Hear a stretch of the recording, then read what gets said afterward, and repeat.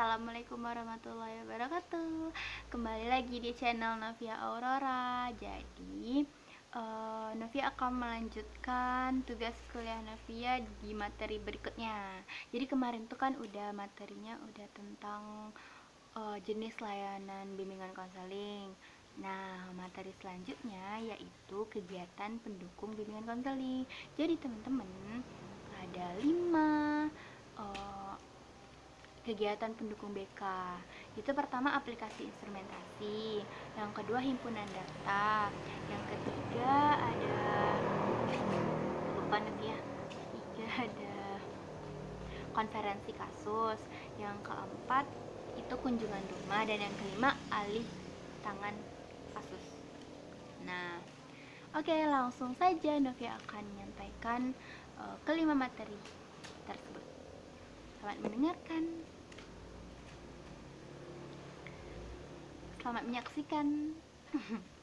Oke, yang pertama itu ada aplikasi instrumenta. Jadi aplikasi instrumentasi itu adalah upaya pengungkapan melalui pengukuran dengan memakai alat ukur atau instrumen tertentu. Hasil aplikasi ditafsirkan, disikapi, dan digunakan untuk memberikan perlakuan terhadap klien dalam bentuk layanan konseling. Nah, aplikasi instrumentasi bimbingan dan konseling yaitu kegiatan pendukung bimbingan dan konseling untuk mengumpulkan data dan keterangan tentang peserta didik atau klien, keterangan tentang lingkungan peserta didik dan lingkungan yang lebih luas. Nah, pengumpulan data ini dapat dilakukan dengan berbagai instrumen, baik tes maupun non-tes.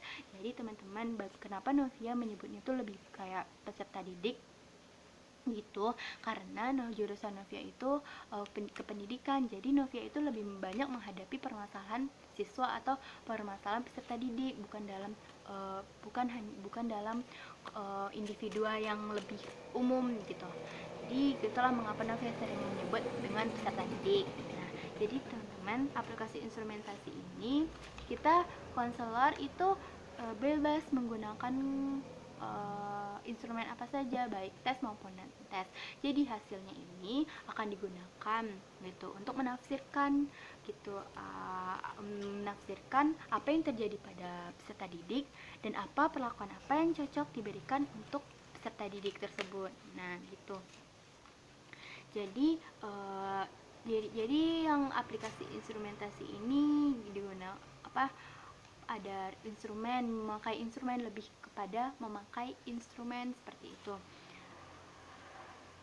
Jadi hasilnya itu teman-teman, jadi kita lebih akurat, lebih aktualisasi gitu, lebih efektif dan efisien seperti itu. Nah, jadi yang kedua, jadi terus. Jadi kita ya teman-teman, aplikasi instrumentasi itu konselor menggunakan instrumentasi untuk menghadapi permasalahan peserta didik. Nah, yang kedua itu himpunan data. Himpunan data itu adalah gambaran atau keterangan tentang ada atau keadaan tertentu. Data adalah gambaran atau keterangan tentang ada atau keadaan tertentu. Nah, layanan himpun data adalah upaya konselor untuk menghimpun, menggolong-golongkan dan mengemas dalam bentuk tertentu. Oh, gitu. Jadi teman-teman, himpunan data ini digunakan gitu kan untuk menggolong-golongkan gitu permasalahan siswanya itu bagaimana gitu. Apakah ini ini dalam masalah yang berat atau dalam masalah yang sedang atau masalah yang kecil seperti itu. Nah, jadi tujuan umumnya itu pun menyediakan data dalam kualitas yang baik dan lengkap untuk menunjang penyelenggaraan pelayanan konseling sesuai dengan kebutuhan sasaran layanan. Nah, tujuan khusus dari himpunan data adalah didominasi oleh fungsi pemahaman terhadap individu yang datanya dihimpun. Oh, jadi kita di himpunan data ini kita lebih kayak menggolong-golongkan peserta didik itu, bagaimana permasalahan peserta didik itu. Jadi itu untuk memudahkan juga sih untuk guru BK gitu. Misalnya masalah peserta didik ini yang besar yang mana aja gitu. Siapa saja. Nah, yang sedang siapa saja. Yang masalahnya tidak terlalu berat, siapa saja, seperti itu. Yang ketiga itu konferensi kasus. Nah, konferensi kasus merupakan kegiatan pendukung atau melengkapi dalam pembimbingan dan konseling untuk membahas permasalahan siswa konseli dalam suatu pertemuan yang dihadiri oleh pihak-pihak yang dapat memberikan keterangan, kemudahan dan komitmen bagi terentaskannya permasalahan siswa. Nah, tujuan konferensi kasus ini yaitu untuk diperolehnya data yang lebih lengkap dan akurat berkenaan dengan masalah klien serta digalangnya komitmen orang tua atau anggota keluarga lainnya dalam rangka penyelesaian masalah. Jadi konferensi kasus ini kita dikumpulkan, misalnya nih ada peserta didik, ada guru BK, terus ada semua yang terlibat di dalam permasalahan peserta didik ini. Jadi konferensi case itu mengumpulkan gitu, dan untuk gunanya itu untuk menyelesaikan masalah yang dialami oleh peserta didik. Nah, yang keempat itu kunjungan rumah, dan kunjungan rumah itu adalah upaya yang dilakukan konselor untuk mendeteksi kondisi keluarga dalam kaitannya dengan permasalahan anak atau individu agar mendapat informasi yang dapat digunakan lebih efektif. Jadi misalnya dia ada masalah gitu kan. Nah, jadi dia mengunjungi atau mengobservasi keluarganya, bagaimana keluarganya, apakah masalah ini disebabkan oleh keadaan keluarganya atau bagaimana, seperti itu teman-teman. Nah, jadi yang keempat itu alih tangan kasus. Kalau alih tangan kasus ini merupakan kegiatan untuk memperoleh penanganan yang lebih tepat dan tuntas atas permasalahan yang dialami klien dengan memindahkan penanganan kasus ke pihak yang lebih berkompeten di dalam hal tersebut, di dalam yang lebih kompeten seperti kepada guru, mata pelajaran atau konselor, dokter, serta ahli lainnya. Jadi kalau misalnya nih ada teman-teman punya masalah kan, jadi masalahnya itu tidak bisa dapat dibantu dengan konselor saja gitu.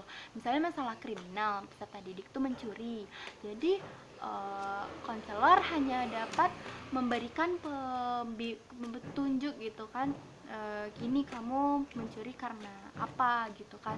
Jadi ditanya bagaimana keadaan jiwanya gitu, kenapa sampai dia harus mencuri. Nah, nanti tapi konselor tidak bisa membantu lebih. Nah, konselor mengalihkan kepada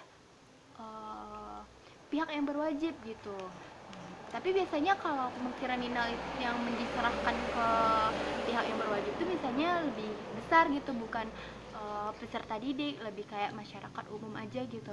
Jadi karena mencuri itu misalnya dia nggak ngaku kan, jadi dia butuh, tapi dia terganggu keefektifan kehidupan sehari-harinya, makanya dia pergi ke bimbingan konseling. Namun bimbingan konseling tidak dapat membantu seutuhnya, dia harus pergi juga ke pihak yang berwajib, seperti itu.